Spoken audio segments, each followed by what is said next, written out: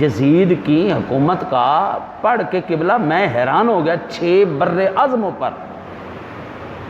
آپ حیران ہو جائیں گے یار، گوادر سے لے کے افریقہ تک 6 بر اعظموں پر حاکم بندہ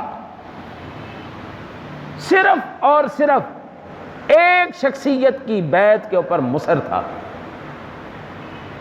کہ یہ بندہ، او بھائی 6 بر اعظموں پر تیری حکومت ہے، اتنے بڑے بڑے ممالک، اتنے بڑے خزانے، اتنا سارا کچھ تیری ملکیت ہے، چھوڑ دے ان کو، کیوں نہیں جینے دیتا؟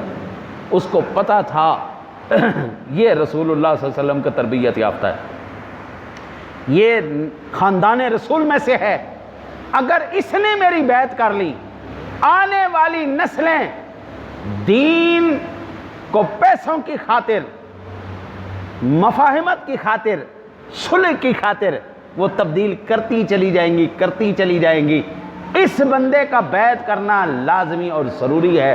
حضرت امام علی مقام نے فرمایا یہ تو کام نہیں ہونے والا، تو پیسہ دے، تو حکومت دے، تو لالچ دے، تو جو مرضی کر، یہ کام نہیں ہونے والا. دین کو نہیں بدلا، نماز کو نہیں چھوڑا. جو رسول کائنات اب دیکھیں نا جی، میرے پاس ہے